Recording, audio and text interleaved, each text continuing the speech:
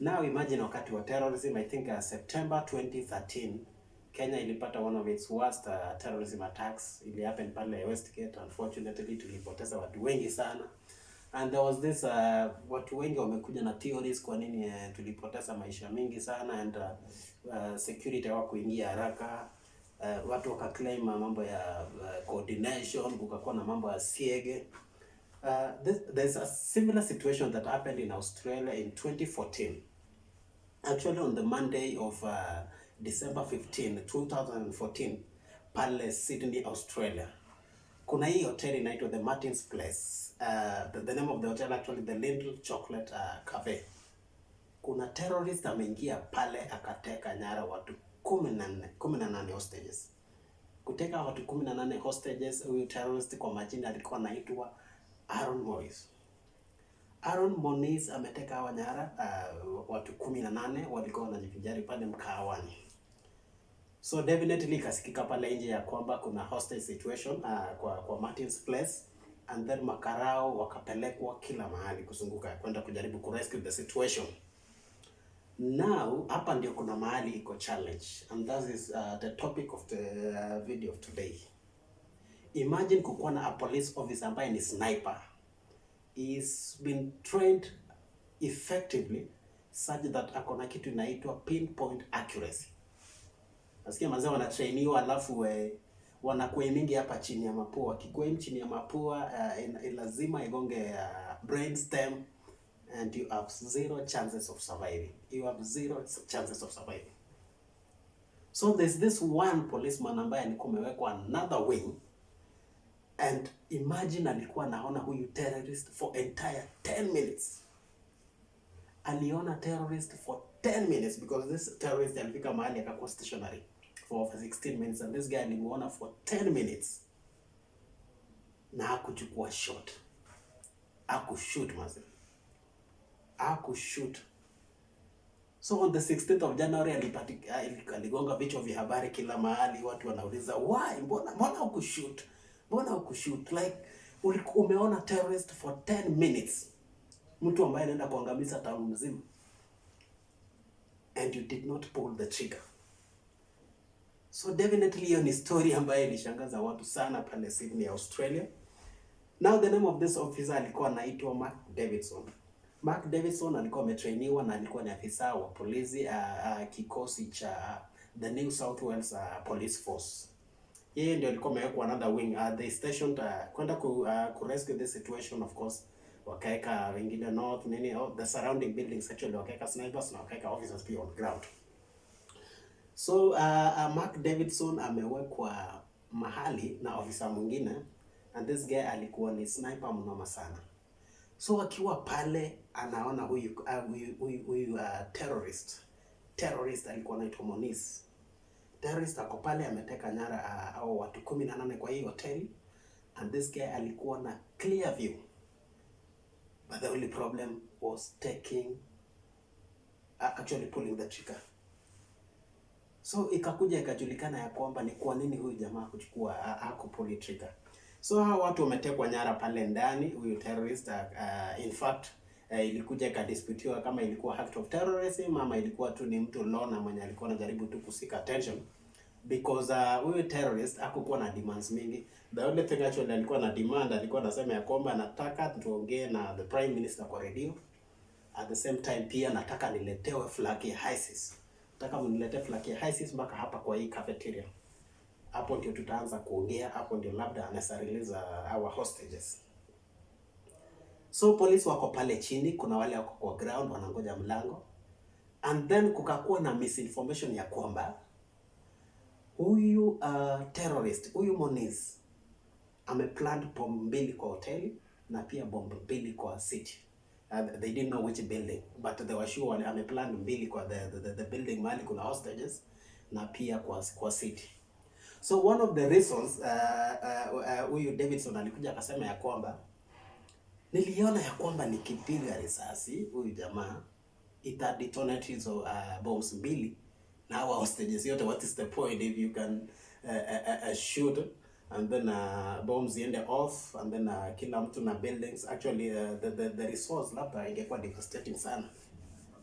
So katika hii hali ya hostage situation, masaa zikaenda sana because ilikuwa ni hostage situation ya karibu siku mbili. In fact it was from 15th to 16th. Over 16 hours of hostage situation, of tension, of yani turmoil, shida mingi sana zilikuwa pale Australia. About many hours later, 3 of the hostages wakamanage to escape. Apparently, hostages wakiescape hapana kimbisha tu hawa kwa hospitali, because they might be holding a very key information of the terrorist ambayo itasaidia hawa polisi. So hawa terrorists, hawa hostages are escapees now, wakati walitoroka nje hawa watatu wakatoka na very important information. So makara wakauliza, wakasema ya kwamba huyu jamaa tunasikia anatuambia kwamba ako na bomb. Ni kweli ako na bomb? Wakasema na tumeona hiyo back yake ako nayo haijasak sana, yani haina hata tujaona wires, hatujaona anything. Kila mtu alikuwa na doubt kama kulikuwa na bomb. Walikuwa wanaona tu it's a loner, ni huyu jamaa Moniz peke yake ako pale ndani na hiyo bunduki AK47. Another time pia kuna jamaa akatoroka kwa pale, akatoroka, one of the hostages pia aka manage kutoroka, alikuwa anaitwa Pablo na alikuwa ni rafiki ya manager wa hoteli mwenye alikuwa amebaki pale, alikuwa anaitwa Tori Johnson amebaki ndani na ameona ya kwamba rafiki yake Pablo ametoroka nje. Akamtext, akamwandikia ujumbe, akamwambia kwamba tell the police huyu jamaa ako na bunduki tu na hana bomb kama vile inasemekana. And that information ingekuwa inafikia Davidson pale, ule sniper, ule police, the pinpoint accurate police sniper. Hiyo information ingempigia, angekuwa ameangusha huyu gaidi, na mambo ingekuwa imenini sana. Unfortunately, this information hata haikufika kwa commander wa police, the commander of that operation.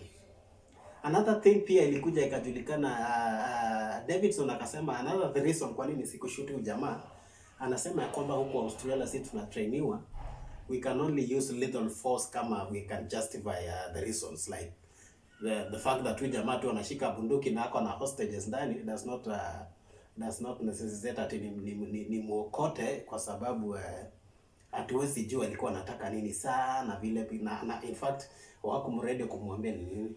So for the entire 10 minutes huyu jamaa kazi alikuwa anafanya tu, alikuwa anachukua picha za wewe nini, because this sniper guns inakuanga na imetengenezwa in such a way that it can record images, videos and stuff, na iko na you can zoom in so many things, hata unaiona in details.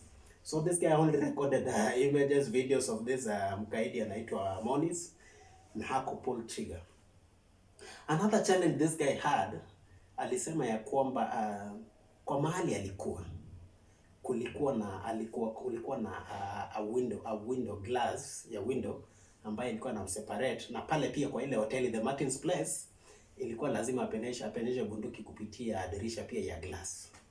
Apparently, of course, definitely ikihiti ita lose momentum kabla iende igonge ile window ya pili, and so the accuracy of the thing actually ilikuwa compromised.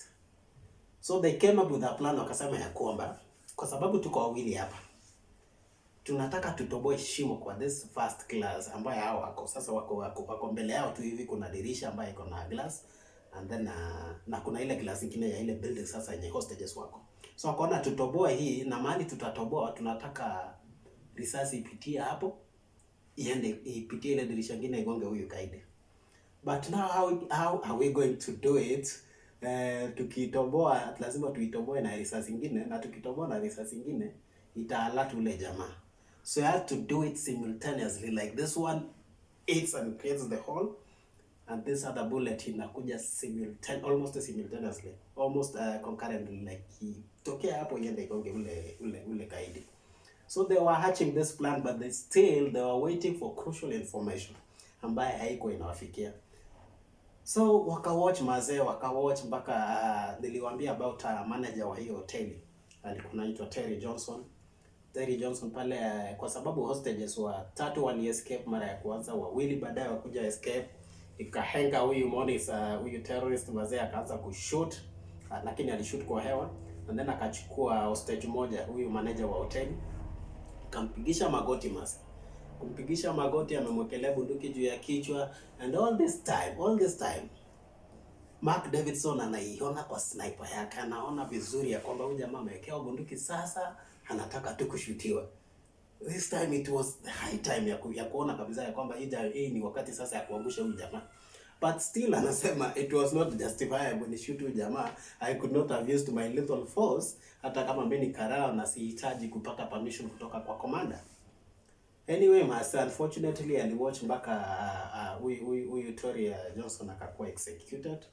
After kukuwa executed, sasa hiyo ndio ikahenga police sana, ikahenga police mpaka now police wakatumia they have this bulletproof what do we call shields. Kaingia pale ndani na fuja wazee na wakashoot jamaa, and to their surprise huyu jamaa hakukuwa na bomb. Imagine this guy alikuwa na bunduki yake tu na hiyo instructions mbili ama demands mbili ambayo alikuwa amemake. This thing ilikuja ikahound Davidson sana, kwa sababu aliona ya kwamba alikuwa na prevent kitu ilifanyika ambayo angeprevent.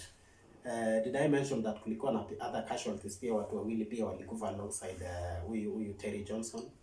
So kulikuwa na 3 casualties. Kwa hiyo nini, kitu ambaye huyu Davidson angezuia vizuri sana. Now we live to regret these things. Akaregret mpaka ika-affect mazee vile anafanya kazi, career yake and all that. There was a time now, ikafika a time, in fact I think after 1 year, akaambiwa wewe mazee, wewe usikuje job tena, shika barua, rudi nyumbani kwa sababu wewe huwezi kazi tena. Tumeona ya kwamba uko na msongo wa mawazo. Hiyo kitu mazee alijuta sana, na jamaa mwenye aliuawa ni msee anamjua, because ni manager wa it's a popular that cafeteria ilikuwa is a popular, it's like Hilton in Nairobi, so it's a popular restaurant definitely, and obviously lazima akuwa anajua one or two employees. Kwa hiyo nini, hiyo kitu ilimharm sana mase, akakuja akafutwa kazi, kitu alibaki naye tu akaenda baharini tu kukaa na baba yake akifanya fishing, akijaribu kunini. Now he is seeing therapist every now and then.